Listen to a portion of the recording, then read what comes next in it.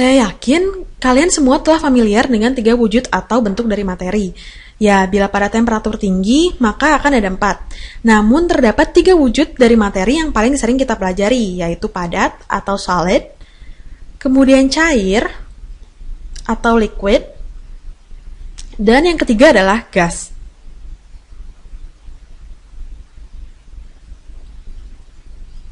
Nah, dalam kasus air, wujud padat akan terjadi atau terbentuk dalam kondisi temperatur dingin. Dan bila temperatur menghangat, maka wujud akan menjadi cair. Dan bila lebih panas lagi, maka wujudnya akan menjadi gas. Jadi dari colder atau temperaturnya dingin, kemudian memanas atau hotter, maka akan berubah menjadi, serta-merta berubah menjadi liquid, kemudian lebih panas lagi akan menjadi gas. Jadi temperatur, ya, dari colder ke hotter. Nah, dalam kasus air ini, bila dalam keadaan padat, maka akan disebut sebagai ice atau es, dan dalam keadaan cair akan disebut sebagai air atau cairan atau liquid water. Nah, bila berbentuk gas akan disebut sebagai uap air, atau bahasa Inggrisnya adalah vapor atau steam. Nah, untuk air di sini, untuk air saya akan membicarakan air terlebih dahulu. Saya akan membicarakan apa yang dapat membuat air menjadi beku atau padat ketika dingin, dan kemudian bagaimana air dapat berubah menjadi cair, menjadi wujud cair atau berubah menjadi wujud gas. Nah, di sini saya akan menggambarkan molekul air terlebih dahulu. Air itu ya di mana air adalah molekul H2O dengan 2 atom hidrogen dan 1 atom oksigen. Dan pertama-tama saya akan menggambarkan atom oksigen terlebih dahulu. Di sini adalah atom oksigen, kemudian terdapat 2 hidrogen, dan pada oksigen ini terdapat 2 pasang elektron. Elektron ini terdapat pada oksigen karena oksigen bersifat lebih elektronegatif dari hidrogen. Jadi di sini bisa kita lihat atom O dan H saling berbagi elektron di sini, titik ini di ujung-ujungnya, di ujung-ujung garis ini. Jadi saya gambarkan saya dengan saya hijaukan saja biar lebih jelas. Jadi baik O dan H saling memberikan elektronnya. Namun karena keelektronegatifannya, O ini dapat kita katakan lebih memonopoli elektron. Jadi elektron akan lebih lama berada di oksigen dibandingkan pada hidrogen. Hal ini membuat oksigen cenderung bermuatan parsial negatif, atau nama lainnya adalah dipol negatif karena dia parsial negatif, dan pada hidrogen muatannya akan positif. Ya, jadi dipol positif. Di sini saya tuliskan juga dipol positif. Di kanan juga dipol positif. Nah, bila molekul ini memiliki energi kinetik yang rendah, cenderung tidak ada pergerakan, maka daerah muatan positif dari hidrogen akan lebih tertarik ke sisi negatif dari muatan oksigen. Di sini saya akan menggambarkan bagaimana interaksi dari molekul-molekul oksigen terjadi. Saya akan memberikan sedikit gambaran dari interaksi antar molekul pada molekul air. Ya, sebentar saya gambarkan interaksi antar molekul air tersebut. Di sini saya akan mengcopy satu molekul air ini agar terlihat adanya interaksi antar molekul. Saya akan mengcopy-nya di sini, akan saya gandakan di bawah sini. Di sini kita lihat hidrogen akan cenderung untuk lebih berada di dekat oksigen karena oksigen ini bermuatan parsial negatif dan hidrogen memiliki muatan parsial positif. Dan saya tambahkan lagi molekulnya, ya. Di paling bawah sini terdapat 2 atom hidrogen. Akan saya tambahkan lagi molekul air di sini. Jadi terdapat oksigen di antara kedua atom hidrogen tersebut dengan muatan parsial negatif dan berikatan dengan hidrogen dengan muatan parsial positif dari molekulnya tersebut sendiri. Nah, di sini dapat kita lihat ini adalah struktur lattisnya. Struktur lattis. Saya akan menggambarkan ikatan di sini. Nah, di sini adalah ikatan polar. Ya, ikatan polar itu adalah ikatan yang membentuk antar partikel-partikel ini. Jadi ikatan ini disebut ikatan polar karena molekul-molekulnya adalah molekul polar. Dan dapat kita lihat ikatan tersebut membentuk struktur lattice dari molekul ini.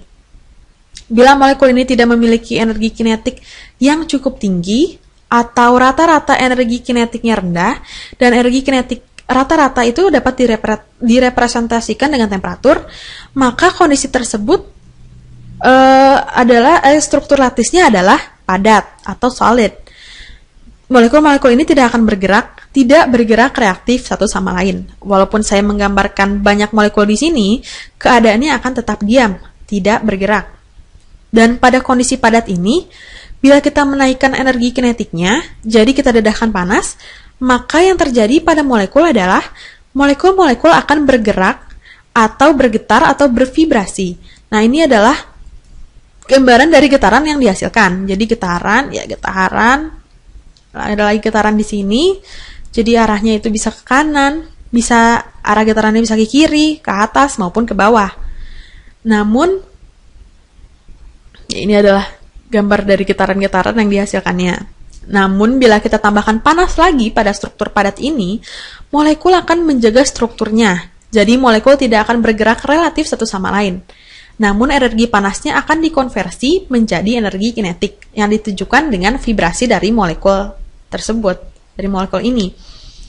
Nah, bila kita membuat molekul bervibrasi atau bergetar, dan kita menambahkan cukup energi kinetik pada molekul ini, yang terjadi adalah molekul di atas ini akan bergerak lebih, kita katakan saja ya getarannya lebih kencang. Molekul ini juga demikian, maka ikatan polar antar molekul ini tidak akan dapat menjaga atau tidak akan cukup kuat untuk menahan getarannya. Dan bila hal tersebut terjadi, maka molekul-molekul, saya gambarkan saja beberapa lagi. Nah, ketika hal tersebut terjadi, maka molekul akan mulai bergerak melewati satu sama lain. Jadi molekul akan mulai bergeser. Tapi molekul ini akan tetap tertarik atau ya saling tertarik. Jadi molekul, contohnya jadi molekul ini akan bergerak ke sini, dan molekul ini akan bergerak ke daerah sana, dan kita akan memiliki molekul yang bergerak di daerah sini, tapi mereka akan tetap tertarik satu sama lain. Walaupun kita mendapati energi kinetik berada pada titik di mana getaran dapat semacam menghancurkan ikatan antar sisi polar dari molekul. Getaran yang terjadi atau energi kinetiknya tidak akan cukup kuat untuk memisahkan mereka sama sekali. Melainkan mereka akan mulai bergeser melewati satu sama lain. Nah, ini adalah fase atau wujud liquid atau cair. Jadi kita punya banyak atom yang ingin saling menyentuh satu sama lain, tapi mereka tetap saling bergeser. Mereka memiliki cukup energi kinetik untuk saling bergeser satu sama lain dan menghancurkan struktur yang di atas ini. Dan bila kita menambahkan lagi energi kinetiknya, bahkan lebih panas lagi, pada titik ini yang merupakan struktur cair, mereka tidak akan berada bersama-sama atau mereka tidak akan berada dekat satu sama lain. Bila ditambahkan cukup energi kinetik, saya gambarkan lagi di sini, maka mereka akan mulai menjadi seperti ini. Mereka akan terpisah dan mulai semacam melambung atau melompat, atau istilahnya terpental-pental secara independen. Terlebih lagi akan sangat independen pada wujud gas. Tapi pada umumnya, pada gas, mereka tidak akan saling menyentuh satu sama lain. Mereka mungkin akan saling bertabrakan, namun mereka memiliki energi kinetik yang sangat tinggi, sehingga mereka akan bergerak masing-masing dan tidak akan saling bersentuhan. Ya, mungkin akan masuk akal bila kalian membayangkan wujud gas tersebut, ya wujud gas itu sendiri. Nah, contohnya saja kita akan sulit melihat gas. Kenapa sulit? Ya karena molekul-molekul gas terletak berjauhan. Jadi mereka akan sulit dilihat dari bawah cahaya. Tidak seperti cairan ataupun padat. Nah, contohnya adalah padatan. Ya, di sini saya sebenarnya seharusnya tidak memberikan contoh berupa es batu. Karena es atau air merupakan salah satu keadaan di mana pada wujud padat, densitasnya lebih kecil dibandingkan pada wujud cair. Ya, itulah mengapa es dapat mengambang. Dan itu juga mengapa gunung es tidak dapat tenggelam ke dasar lautan. Dan itu juga mengapa kolam tidak serta-merta menjadi membeku dalam keadaan dingin sekalipun. Tapi Bila kalian bayangkan, karena cairan dalam sebagian besar, contoh di sebagian besar kasus selain air, memiliki densitas yang lebih kecil dibandingkan wujud padat. Itulah mengapa bila dibandingkan dengan padatan, kita melihat melalui cairan, kita dapat melihat melalui cairan atau kita dapat melihat menembus air. Dan untuk gas, untuk fase gas, wujud cair memiliki densitas yang lebih rapat dibandingkan dengan wujud gas. Pada wujud gas, molekul akan cenderung bergerak berloncatan ke sana kemari dengan tidak saling menyentuh. Dan karena itu, dengan adanya cahaya, kita dapat melihat melewati substansi gas tersebut. Dan di sini saya akan mencoba menggambarkan suatu diagram yang menunjukkan terjadinya perubahan wujud cairan. Nah, menunjukkan terjadinya perubahan wujud. Di sini terdapat Q dan delta H. Jadi pada aksis S ini atau mendatar ini adalah Q adalah kalor, di mana ini menunjukkan besarnya panas yang saya berikan. Sementara garis vertikal ini adalah substansi atau materi. Jadi, Q ini dapat saya tuliskan juga sebagai di sini istilahnya adalah entalpi, dan ini dalam bahasa Inggris tentunya, dalam bahasa Indonesia adalah entalpi, tanpa H dan tanpa Y. Jadi bila kita mendengar perubahan entalpi artinya sama dengan perubahan panas. Ini juga disebut juga sebagai heat content. Sebenarnya ini tidak rumit. Walaupun sebenarnya ini tidak rumit. Ini sebenarnya pada dasarnya adalah perubahan panas. Jadi ingat, bila mendengar istilah perubahan entalpi, maka sama saja dengan perubahan panas. Nah, kalian mungkin sudah belajar dan mengetahui mengenai entalpi. Ya, entalpi, panas, atau heat energy, atau heat, atau KE atau energi kinetik, atau PE atau energi potensial. Ya, tapi jangan dibuat pusing, karena ini semua adalah, pada dasarnya adalah bentuk dari energi. Dan semuanya adalah, satuannya adalah joules. Energi ini adalah kemampuan untuk melakukan kerja, dan satuannya adalah, ingat, satuannya adalah joule, yaitu gaya dikalikan waktu. Nah, pada dasarnya, yang saya beritahukan tadi itu hanya sekilas mengenai pengetahuan kimia, agar kalian tidak bingung dengan banyak istilah. Jadi salah satunya adalah istilah entalpi ini. Nah, baiklah, sekarang saya akan kembali pada diagram. Nah, pada garis horizontal, saya memiliki panas, dan pada pada ujung kiri panas yang rendah sampai ke ujung kanan, di mana terjadi kenaikan panas, dan di bagian vertikal adalah temperatur. Pada temperatur rendah kira-kira di bawah sini, dan ketika saya menambahkan panas, temperaturnya akan naik. Nah, temperatur adalah energi kinetik rata-rata. Kita bilang saja saya berada pada wujud padat, dan saya akan menggambarkannya dengan warna yang dengan warna yang berbeda. Sebenarnya saya akan mengubahnya dengan warna pink tua saja biar lebih berbeda. Nah, di sini saya akan menggambarkannya. Sini terdapat kenaikan temperatur. Jadi karena saya menambahkan panas, temperaturnya akan naik. Nah, panas adalah bentuk dari energi, dan ketika saya menambahkan panas pada molekul di sini, maka akan menyebabkan terjadinya pergerakan atau vibrasi, atau membuat mereka memiliki energi kinetik yang lebih tinggi atau energi kinetik rata-rata lebih tinggi. Dan seperti itulah temperatur diukur, energi kinetik rata-rata. Jadi ketika saya menambahkan panas pada fase padat, energi kinetik rata-ratanya akan naik. Sebentar, saya beri keterangan dulu. Ini adalah fase padat atau solid. Nah, kita anggap saja ini adalah air, dan ini adalah titik 0 derajat atau titik 273,15 Kelvin.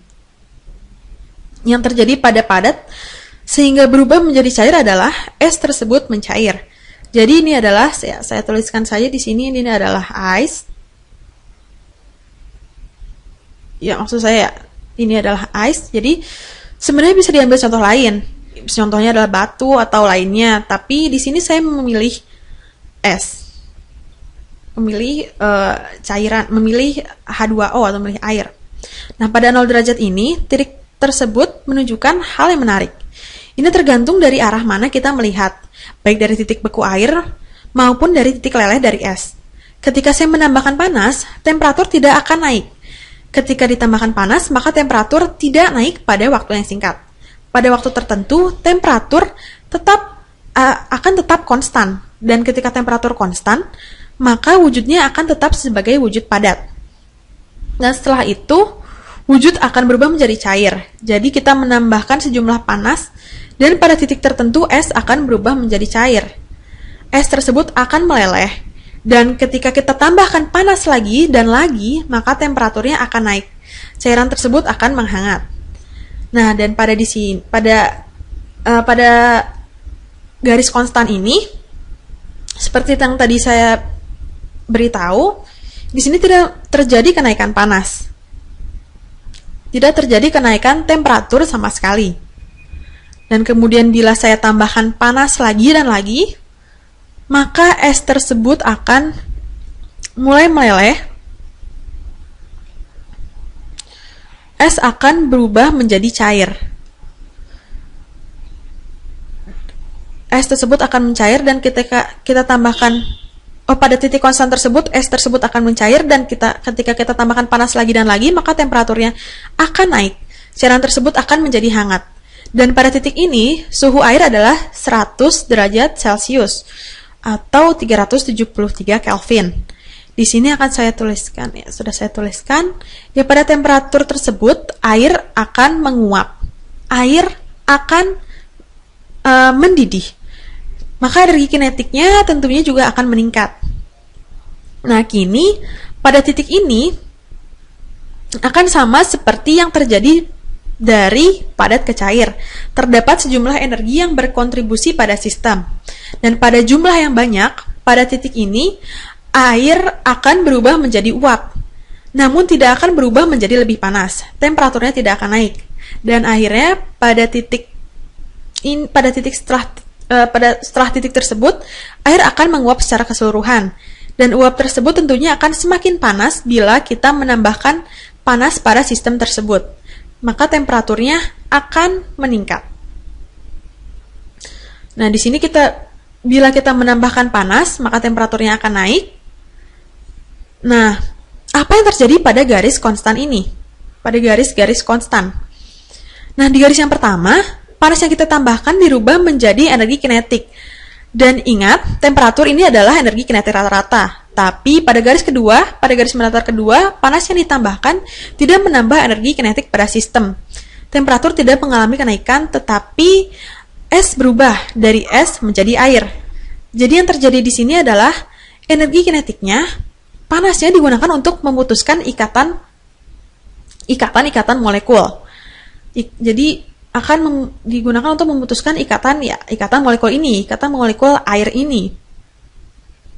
Hal tersebut akan membawa molekul ke keadaan energi yang lebih tinggi.